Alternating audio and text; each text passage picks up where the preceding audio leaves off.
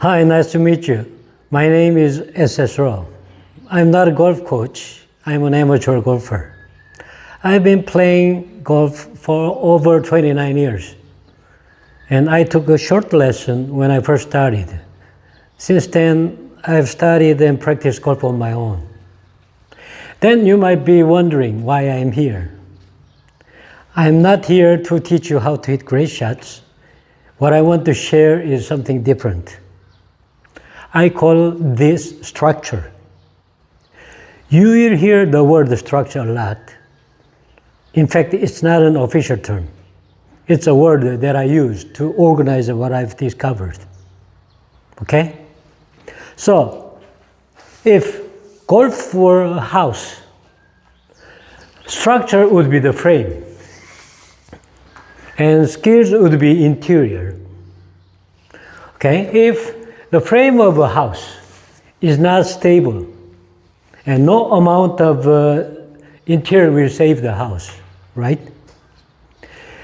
And for the past 29 years, whenever I changed something in my swing, I gave it a number, and the number reached around 1200. Recently, I found most of those changes were about skills, not structure. Then, what was I missing? Before I talk anything, you need to see a video from 18 months ago.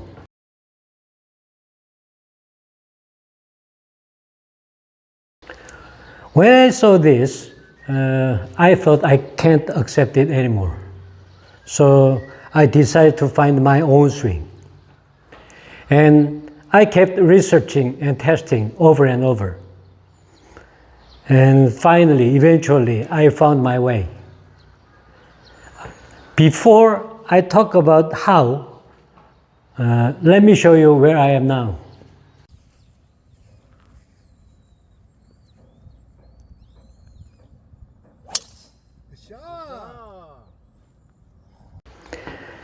I still have a long way to go, but I'm not lost anymore. This change didn't come from skills. It came from structure. Starting today, I will share what I found one by one.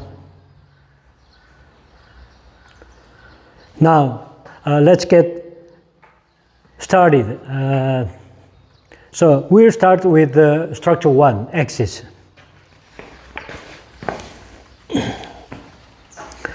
So golf is a game where the body is not moving. And we can all agree that the less we move during the swing, and the more accurate our shot should be, right? If we move too much during the swing, it's like trying to hit the moving ball while we are standing still, right? You might have heard this before. Don't sway. And keep your head still. I heard them too, and I tried. And I tried to keep my head still. But I couldn't turn it off. I thought it was, the problem was my flexibility. So whenever I tried to turn more, I swayed. This was the pattern for me for long years.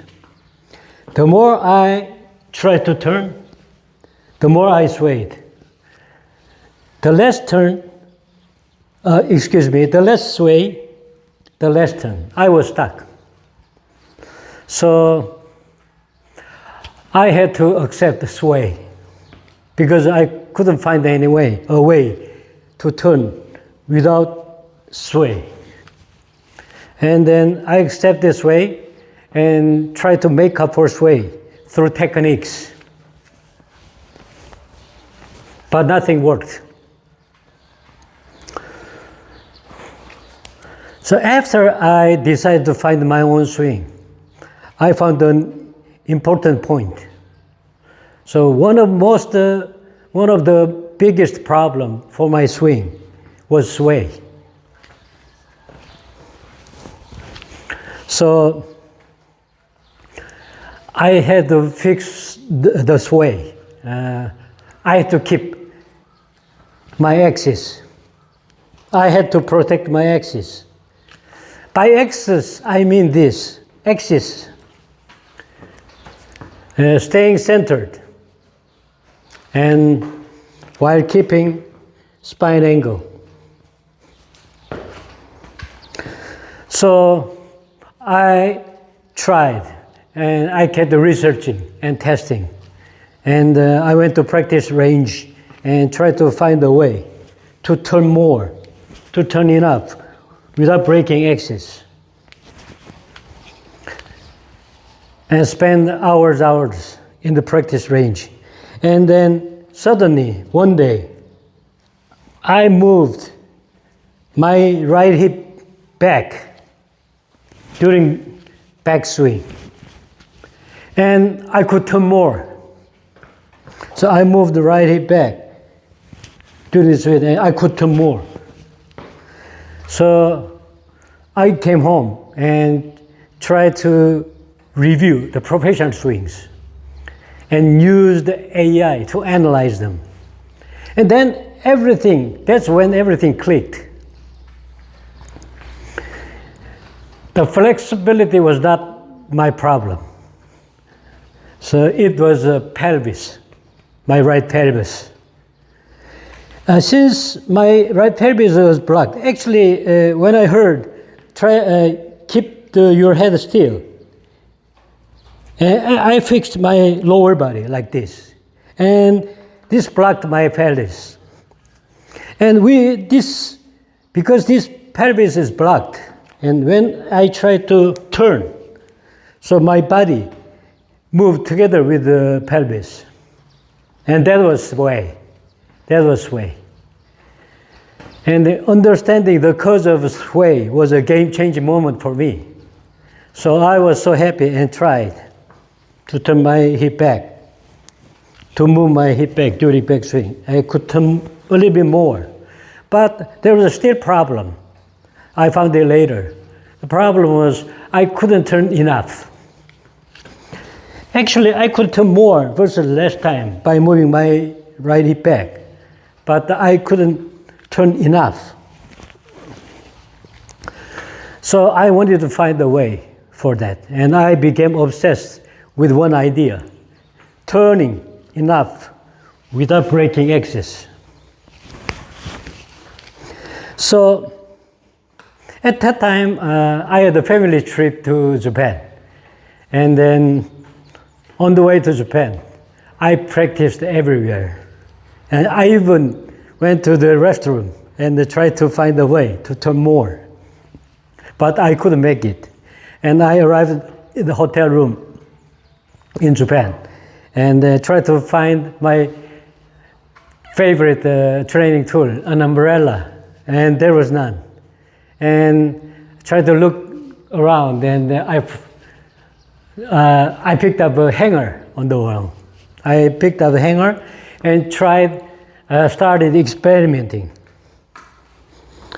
What I did was three things. The first one, I tried to move my right hip back, but inward.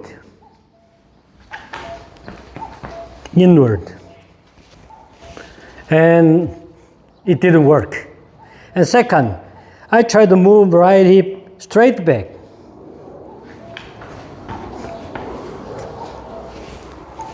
I could turn more. And then just as a test, I tried to move my right hip diagonally back.